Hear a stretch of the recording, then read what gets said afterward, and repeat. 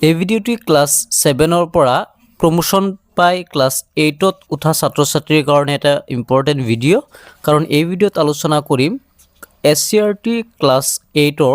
সায়েন্সৰ প্ৰথমটো চেপ্টাৰ এই চেপ্টাৰটিৰ সম্পূৰ্ণ কোৱেশ্চন আনসাৰখিনি আলোচনা কৰিম চেপ্টাৰটো চোৱা ফাৰ্স্ট চেপ্টাৰটো হৈছে শস্য উৎপাদন আৰু ব্যৱস্থাপনা এই চেপ্টাৰটিৰ থকা সম্পূৰ্ণ কোৱেশ্চন আনসাৰখিনি আলোচনা কৰিম ভিডিওটো শেষলৈকে চাই থাকিবা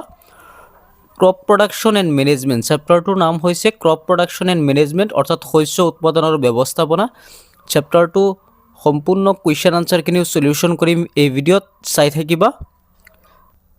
প্ৰথমবাৰৰ বাবে চেনেললৈ আহিলে চেনেলটো সাবস্ক্ৰাইব কৰি লবা কাষত থকা বেল আইকনটো প্ৰেছ কৰি লবা ইয়াত থকা কোৱেশ্চন আনসাৰখিনি আমি আলোচনা কৰিম তো ফাৰ্স্টত চোৱা অনুশীলনী ইয়াত ইংলিশ মিডিয়াম দিয়া আছে ইয়াত আসামিজ মিডিয়াম তো ফাৰ্স্টত দিয়া আছে তলত দিয়া তালিকাৰ পৰা শুদ্ধ উত্তৰবোৰ বাছি উলিয়াব লাগে আৰু খালি ঠাই পূৰ্ণ কৰিব লাগে আমি খালি ঠাই পূৰণ কৰিব লাগে তলত এই ওয়াৰ্ডবিলাকৰ দ্বাৰা আমি খালি ঠাই পূৰণ কৰিব লাগে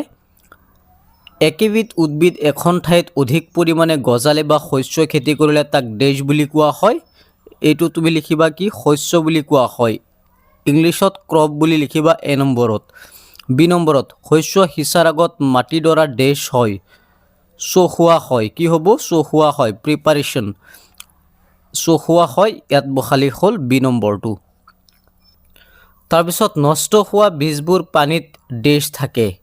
আনসাৰটো হ'ব এইটো নষ্ট হোৱা বীজবোৰ পানীত উপঙি থাকে ইংলিশৰটো হ'ব ফ্লোট হ'ব আৰু ডি নম্বৰটো উত্তৰ হ'ব কি জানানে ওয়াটাৰ আৰু নিউট্ৰিয়েন্টস ইয়াত কি হ'ব পানী আৰু পোষক দ্ৰব্য ডি নম্বৰটোৰ উত্তৰ হ'ব পানী আৰু পোষক শস্যৰ বৃদ্ধিৰ বাবে প্ৰচুৰ সূৰ্যৰ পোহৰ আৰু মাটিৰ পৰা পানী আৰু পোষক দ্ৰব্যৰ প্ৰয়োজন হয় এ স্তম্ভৰ লগত খ স্তম্ভ মিলাব লাগে খাৰিফ শস্য হৈছে ধান আৰু গুম ধান এক নম্বৰৰ ই ৰবি শস্য গেহু বুট মটৰ মাহ ৰাসায়নিক সাৰ ইউৰিয়া আৰু সুপাৰ ফসফেট জৈৱিক সাৰ কি হ'ব জৈৱিক সাৰ হৈছে পানীত বৰ্জিত দ্ৰব্য গৰুৰ গোবৰ গোমূত্ৰ আৰু উদ্ভিদৰ অৱশিষ্ট অংগ গতিকে এইখিনি মিলাব লাগে ইংলিশ মিডিয়ামত কিন্তু সেম তেনেকৈ মিলালেই হ'ল প্ৰত্যেকৰ দুটাকৈ উদাহৰণ দিয়া খাৰিফ শস্যৰ উদাহৰণ কি ইয়াত উদাহৰণ আছে ধান আৰু গুম ধান হৈছে খাৰিফ শস্যৰ উদাহৰণ তাৰপিছত জৈৱিক সাৰ হৈছে ৰবি শস্য হৈছে গেহু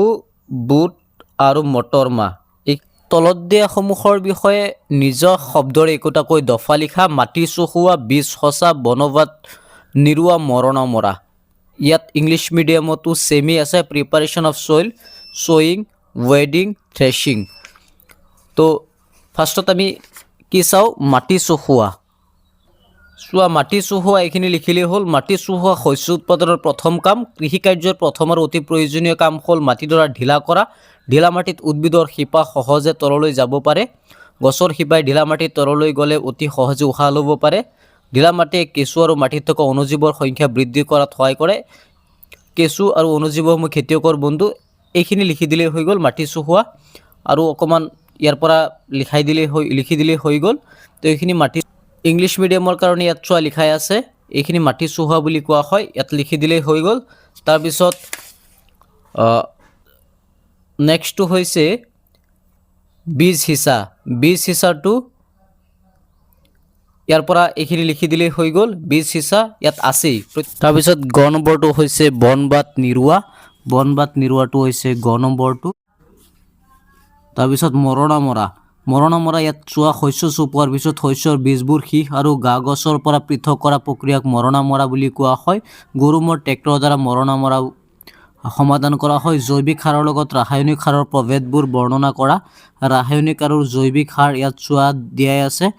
পাৰ্থক্যবিলাক এবাৰ চাই লোৱা তোমালোকে লিখি ল'বা এইখিনি হৈছে পাৰ্থক্য তাৰপিছত জলসিঞ্চন কি পানী সংৰক্ষণ কৰা জলসিঞ্চনৰ দুটা পদ্ধতি সময়ত বিভিন্ন ব্যৱধানত শস্যৰ পথাৰত পানী যোগান ধৰাকে জলসিঞ্চন বুলি কোৱা হয় পানী সংৰক্ষণ কৰা জলসিঞ্চনৰ দুটা পদ্ধতি হ'ল পানী ছটিওৱা ব্যৱস্থা তাৰপিছত আৰু এটা আছে পানী নিৰগোৱা ব্যৱস্থা বৰ্ষা ঋতুত যদি গেহু সিঁচা হয় তেন্তে কি হ'ব আলোচনা কৰা ইয়াত আনসাৰ দিয়া আছে এবাৰ লিখি ল'বা তোমালোকে আৰু মুখস্থ কৰিবা একেলেঠাৰে শস্য উৎপাদন কৰিলে মাটিডোখৰত কেনেধৰণৰ প্ৰভাৱ পৰে বৰ্ণনা কৰি লিখিব লাগে ইয়াত চোৱা আনসাৰ দিয়া আছে অপ্ৰীতন কি ইহঁতক কেনেকৈ নিয়ন্ত্ৰণ কৰিব পাৰি খেতিপথাৰত গজা কিছুমান অলাগতিয়াল উদ্ভিদসমূহক অপৃতন বুলি কোৱা হয়। তাৰপিছত তলত দিয়া বাকচসমূহ এনেদৰে সজোৱা যাতে কুঁহিয়াৰ উৎপাদন এখন ক্ৰম তালিকা পোৱা যায়। চোৱা ইয়াত ক্ৰমখিনি দিয়াই আছে ধুনীয়াকৈ। উত্তৰ দিয়াই আছে মাটি চহোৱা, পথাৰত হাল বোৱা, বীজ সিঁচা ৰোৱা, সাৰ প্ৰয়োগ, জলসিঞ্চন, খেতি চপোৱা, চেনিৰ কাৰখানালৈ শস্য পঠোৱা।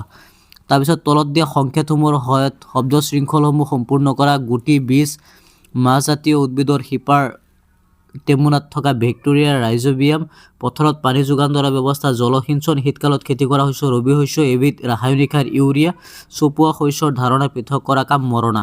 গতিকে এইখিনি আছিল চেপ্টাৰ 3 থকা কুৱেশ্যন আনচাৰসমূহ।